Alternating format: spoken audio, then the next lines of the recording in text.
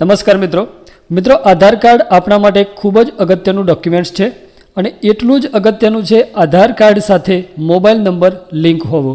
જો આપણા આધાર કાર્ડ સાથે મોબાઈલ નંબર લિંક ન હોય તો ઘણા બધા કામ એવા છે કે જે આપણે ઓનલાઈન કરી શકતા નથી। તો મિત્રો જો તમારા આધાર કાર્ડ સાથે પણ મોબાઈલ નંબર લિંક ન હોય તો એને ઓનલાઈન અને ઘરે બેઠા તમારી જાતે કેવી રીતે લિંક કરી શકાય છે એના માટેની સંપૂર્ણ માહિતી આ વિડીયોમાં આપણે જોઈશું। સૌપ્રથમ આપણે ગૂગલમાં જઈશું। અહીંયા તમારે ટાઈપ કરવાનું છે IPPB, આટલું લખીને તમે સર્ચ કરી લેશો એટલે ઇન્ડિયા પોસ્ટ પેમેન્ટ્સ બેંકની ઓફિશિયલ વેબસાઇટ તમારી સામે આવી જશે। એના ઉપર ક્લિક કરી અને ઓપન કરી લઈશું। તો અહીંયા વેબસાઇટ ઉપર એક બેનર તમે જોઈ શકો છો, update mobile number in your Aadhaar. અહીંયાથી મિત્રો તમે આધાર કાર્ડ સાથે નવો મોબાઈલ નંબર લિંક કરી શકો છો અને જો મોબાઈલ નંબર ચેન્જ થયો હોય તો અપડેટ કરી અને મોબાઈલ નંબર બદલી પણ શકો છો। તો આ સુવિધા તમામ પોસ્ટ ઓફિસમાં શરૂ કરી દેવામાં આવી છે। હવે અહીંયા સૌથી પહેલાં જે ઉપર ડાબી બાજુ 3 લાઇન બતાવે છે એના ઉપર ક્લિક કરીશું। એની અંદર સર્વિસ રિક્વેસ્ટનો એક ઓપ્શન છે, એના ઉપર ક્લિક કરીશું। તો અહીંયા બે ઓપ્શન મળે છે, IPPB કસ્ટમર અને નોન IPPB કસ્ટમર। તો આપણે નોન IPPB કસ્ટમર ઉપર ક્લિક કરી લઈશું। હવે અહીંયા બે ઓપ્શન આપણે પહેલાં જ ઓપ્શનની અંદર જવાનું છે, service request from doorstep banking, એના ઉપર ક્લિક કરીશું એટલે આ રીતનો ઇન્ટરફેસ એક જોવા મળે છે, service request from doorstep banking.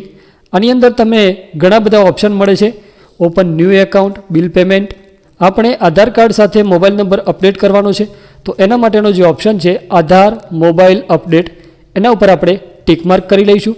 ત્યાર પછી નીચે સ્ક્રોલ કરશો તો અહીંયા તમને એક ફોર્મ ફિલઅપ કરવા માટેનું મળે છે, જેની અંદરથી તમારે અહીંયા મિસ્ટર, મિસિસ કે મિસ જે લાગુ પડતું હોય એ સિલેક્ટ કરવાનું છે। ત્યાર પછી first name, last name, mobile number, address, આ તમામ બાબતો તમારે આ ફોર્મમાં ફિલઅપ કરવાની છે।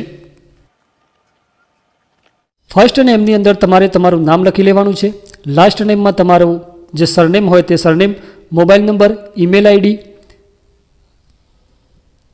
ત્યાર પછી એડ્રેસ ફર્સ્ટ લાઇનમાં તમારું સરનામું લખવાનું છે, એડ્રેસ સેકન્ડ લાઇનમાં જો તમે સરનામું બદલેલું હોય, હાલ જ્યાં રહેતા હોય એ એડ્રેસ તમારે લખવાનું છે। ત્યાર પછી પિનકોડ નંબર અને નિયરેસ્ટ પોસ્ટ ઓફિસમાં તમારે જે નજીકની પોસ્ટ ઓફિસ લાગુ પડતી હોય તે સિલેક્ટ કરવાની છે। જ્યારે તમે પિનકોડ નંબર લખો છો ત્યારે તમને તમારી નજીકની પોસ્ટ ઓફિસનું આની અંદર લિસ્ટ બતાવે છે, જેમાંથી તમારે નજીક પડતી હોય તે પોસ્ટ ઓફિસને સિલેક્ટ કરી લેવાની છે। પોસ્ટ ઓફિસ સિલેક્ટ કરશો એટલે તમને નીચેની વિગતો ઓટોમેટિક ભરાઈ જશે। હવે અહીંયા એની સ્પેસિફિક રિક્વેસ્ટ, તો તમારે શાના માટે રિક્વેસ્ટ કરવાની છે એને અહીંયા ટૂંકમાં લખવાનું છે।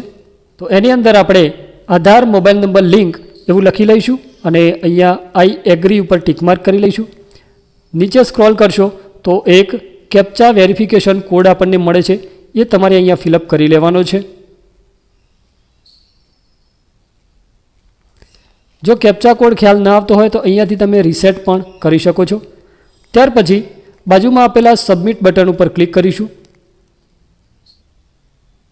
તો અહીંયા તમે જોઈ શકો છો your submission has been successful. તો આપણી રિક્વેસ્ટ સક્સેસફુલ સબમિટ થઈ ગઈ છે। હવે તમારી જે નજીકની પોસ્ટ ઓફિસ તમે સિલેક્ટ કરી છે ત્યાંથી પોસ્ટમેન તમારા ઘરે આવશે અને તમારા આધાર કાર્ડ સાથે મોબાઈલ નંબર લિંક કરવાની પ્રોસેસ કરશે। મિત્રો આના માટેનો 50 રૂપિયા ચાર્જ તમારે એને ચૂકવવાનો રહેશે।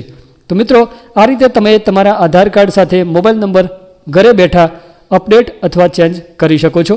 તો મિત્રો આ હતી આધાર કાર્ડ સાથે મોબાઈલ નંબર લિંક કરવાની સંપૂર્ણ માહિતી। વિડીયો પસંદ આવે તો લાઇક કરજો, મિત્રો સાથે શેર કરજો અને આવા જ ઉપયોગી વિડીયો માટે ચેનલને સબસ્ક્રાઇબ કરી લેજો। ફરી મળીશું એક નવા વિડીયોની અપડેટ સાથે, ત્યાં સુધી આવજો। જય હિન્દ, જય ભારત।